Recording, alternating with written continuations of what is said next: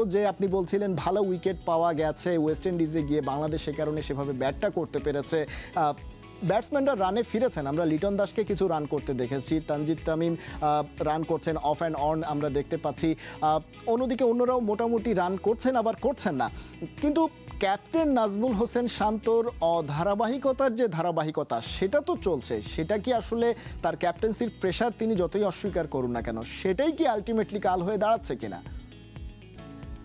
না খালেদ, আমি মনে করি যে টেকনিক্যাল ইস্যুস, ইয়েস, আজকে যে শটটা খেলেছে first ball reverse sweep, opening batsman captain, highly responsible shot, উইকেটটা না জাজ করে একটাকে আমি রিভার্স শট খেলে ফেললাম, আর স্পর্ধা কি একটা ব্যাটসম্যানের। বাট আমি মনে করি yes he is going through an of form, but this of form is not necessarily because he is captain বলে সে প্রেশারে আছে বলে সে ভালো খেলতে পারছে না, আমি সেটা মনে করি না। কারণ এখানে একমাত্র কিন্তু সে না, তানজিদ তামিম আছে, স্কোর করেছে, ঠিক আছে, হি ইজ মোরলেস একটা ফ্রন্টলাইন ব্যাটসম্যান যার 30-এর উপরে সে একটা ইনিংস খেলেছে। আদারওয়াইজ না শান্ত করেছে, না সৌম্য সরকার করেছে, না লিটন দাস করেছে, সুতরাং কেউই কিন্তু করতে পারেনি। এর মধ্যে শান্ত আছে, ওটা চোখে পড়ছে বেশি, কথাবার্তা বেশি হচ্ছে because he is the captain.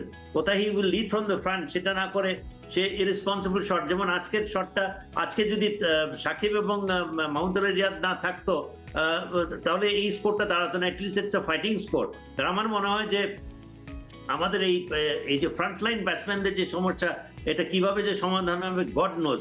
আমার মনে হয় যে প্লেয়ারদের মধ্যে যে কোয়ালিটি নাই, প্লেয়ারদের মধ্যে যেটা বলা হয় ইশতিয়াক আহমেদ যেটা বলা হয় যে ব্রেন ফেড একটা ব্যাপার থাকে, যে উইকেটে নেমে ব্যাটসম্যানের ব্রেন ফেড হয়ে যায়, তিনি আসলে বুঝে উঠতে পারেন না যে তিনি এই মুহূর্তে কি করবেন।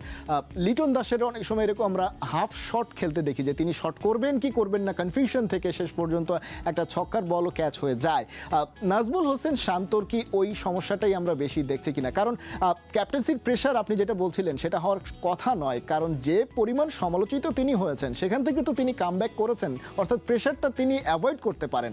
তাহলে এই ব্রেন ফেডের সমস্যাটার সমাধানটা কি? Little bit of confidence, little bit of luck, brain fade করছে এখানে, বা অনেক ব্যাটসম্যানেরই হয়। লুক অ্যাট বিরাট কোহলি, দুইটা ইনিংসে সে ফেল করেছে, the best batsman in the world. তাকে নতুন একটা দায়িত্ব দেওয়া হয়েছে ওপেন, যেখানে সে একটা দায়িত্ব পালন করার কথা সেটা সে করতে পারছে না অবভিয়াসলি। তো সেটা কি আপনি ব্রেইন ফেড বলবেন?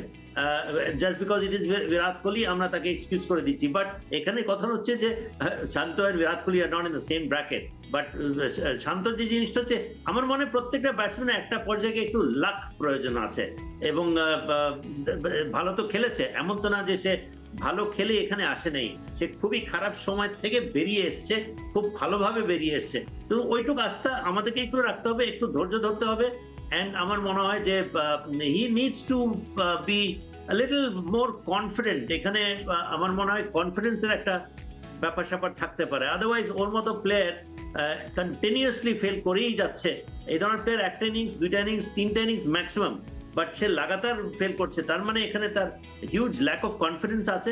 এবং আমার মনে হয় যে yes, maybe captaincy issue can be little bit of a reason, হলেও হতে পারে আমি মনে করি। কিন্তু একই সঙ্গে সময়ের সঙ্গে সঙ্গে নিশ্চয়ই সেটার সঙ্গে তিনি মানিয়ে উঠতে পারবেন, এবং আমরা আসলে প্রত্যাশা করতে চাই যে কামব্যাকটা তিনি করেছেন এবং যে কারণেই 3 ফরম্যাটের ক্যাপ্টেন্সিটা তাকে দেওয়ার সাহস করেছে বিসিবি, সেই আস্থাটা তিনি আবারও অর্জন করতে পারবেন, সেই প্রত্যাশা আমরা করতে চাই। ইশতিয়াক আহমেদ, আপনাকে অনেক অনেক ধন্যবাদ ক্রিকেট কার্নিভালে যুক্ত হওয়ার জন্য।